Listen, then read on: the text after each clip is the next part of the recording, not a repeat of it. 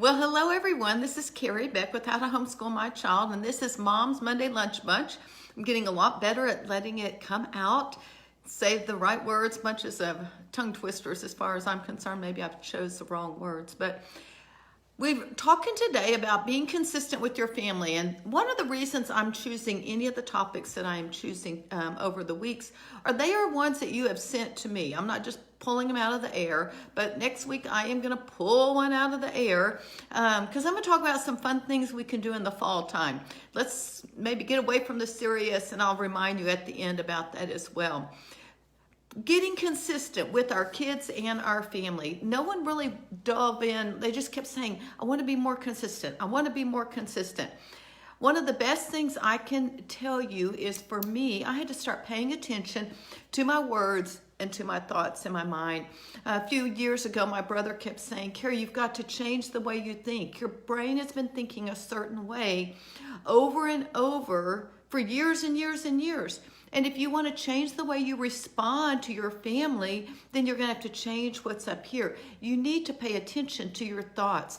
Philippians 4 talks about think on these things, whatsoever is beautiful and lovely and honoring and praiseworthy. There's a whole list of things. That's what we need to be thinking about. And so one way that I do that is to stay in God's Word, and every day to be able to get good things in my head. We all know that, or reading it on my phone as well. Either way doesn't really matter. But I think as we do that, we can change our thoughts, and then we change the way that we're reacting. I actually wrote out, pay attention to my thoughts and my words, and put it on the refrigerator. Now, obviously, after you see it over and over, it doesn't make much of an impact, but it really helped me at first to pay attention. The other thing is, around my house, I have words of encouragement, whether they're ones I wrote down, verses that I knew I needed to take my thoughts captive to obey, or words that I knew I needed to be able to react in a good way. I had some on my back door, so every time I walked out my back door, it said something about guard your mouth, and there was a good verse for that. And so that has helped me.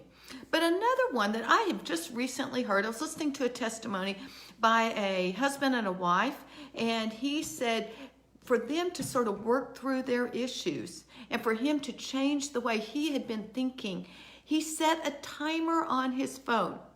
At first, it was for every 30 minutes. And when that timer went off, he was very consistent. He didn't ignore the timer like sometimes I do.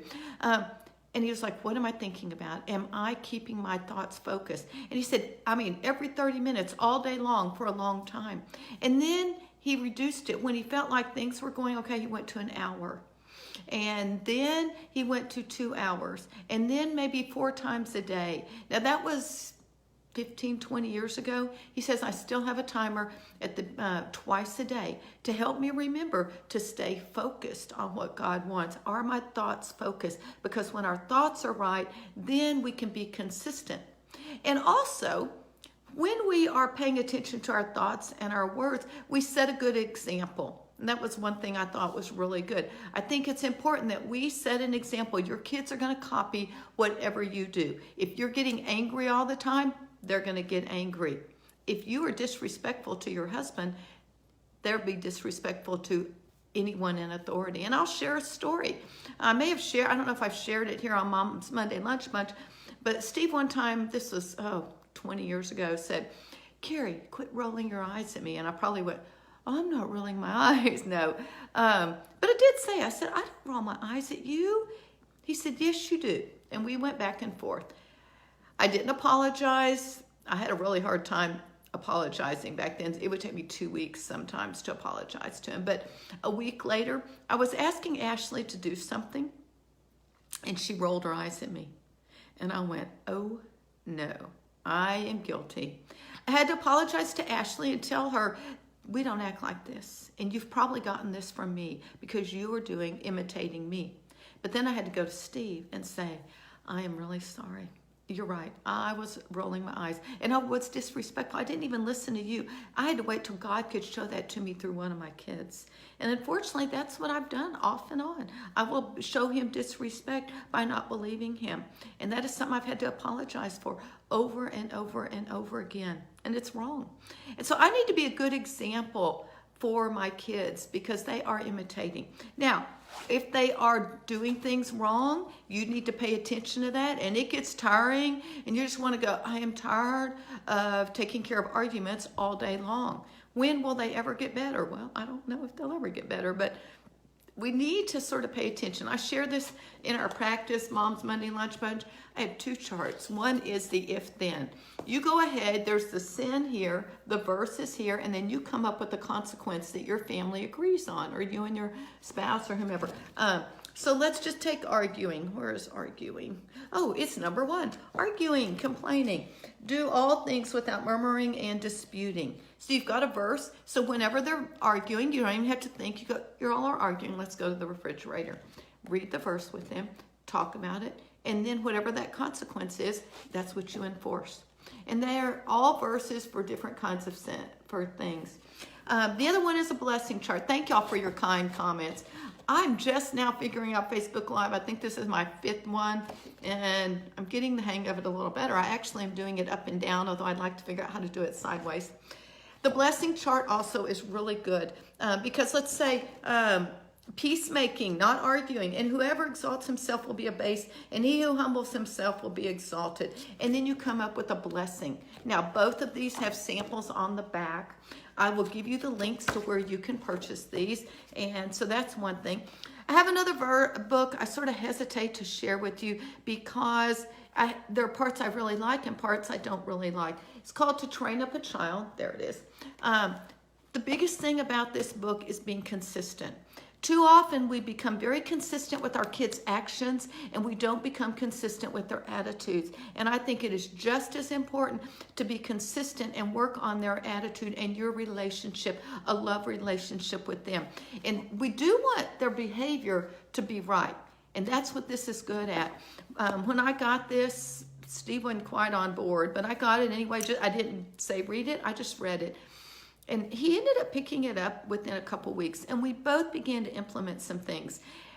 About 2 weeks later, Gentry is crying in bed and saying, Mom, why did y'all have to read that book? And we thought, bingo, it's working.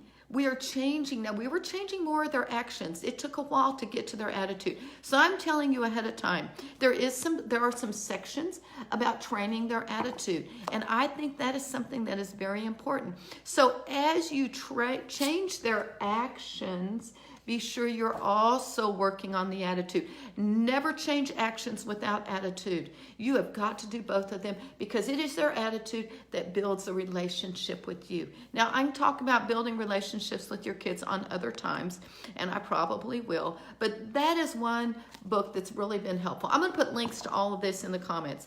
And then the last thing is, being consistent, training. I will say, as far as just actions, if you have a dog and you let them on the couch 1 out of 10 times, they will keep trying. They will push that button over and over until you let them back up on again. Same with kids. And I'm not trying to compare that kids and dogs are the same, but I think as we train, it says train up a child in the way he should go. And when he is old, he will not depart from it. And so I do think it's important that we train. And I know that when I was not consistent with my kids, it ended up being, I could see it. And they were always pushing to get that one little free time where they didn't have to obey mom or dad. And so I think that's important. And they really do a good job of sharing that. Real quickly, I went around looking for like 10 minutes for 2 things. I think it's also consistent that we need to be consistent with the Bible. We need to be spending time. My daughter Ashley, every night they read books together, and they have a little 5-book prayer series that they read, and they make it fun looking for pictures. She'll be 4 in a week, actually a week from today. And then they read they have a Bible story book, and they've gone through several Bible story books. And I think she's looking for different types of devotionals. 2 books, I will send the links to this, are 24 Ways. I don't even know if it's still in print, but I use that. And I'll tell this story some other time. When Steve he wanted to do devotionals, spur of the moment, spontaneous, and I didn't want to. So when he would go to work at breakfast time, I would have devotions, and I used our 24 Ways. And I tied it to something we were already doing. The kids and I were still eating breakfast together, so I made sure I did it, and it was always sitting there. And funny thing is, that's exactly what Steve did when he decided to take over devotions, and he saw the importance of family devotions. Another story about how that all came about. I'll share that maybe in a few weeks. But he saw the importance. So he took what he was going to do and he tied it to dinner time. And so, actually, no. He started staying home and eating breakfast with us. And he would have devotions. Because he said, I eat faster than anyone else. I can finish it up. First, he had devotions just reading through Old Testament storybooks, like 1st and 2nd Samuel. And then he used something called Training Hearts, Teaching Minds.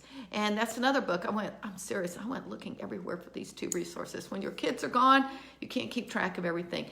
But those were 2 resources that we use, and I will put them on. I'm not going to go into it. I will probably make a quick little video once I find them, a review video for you. Finally, end in fun. Next week, I'm going to talk about some fun activities that you can do during your fall time. But I want to share something that I am giving away. It is my updated Apples and Johnny Appleseed unit study. And it's lots of fun activities you can do. There are crafts. There are reading books that you can read. There's writing activities. There are grammar activities. There's a fun Johnny Appleseed in geography because his birthday could be in 2 days. I think it's the 26th.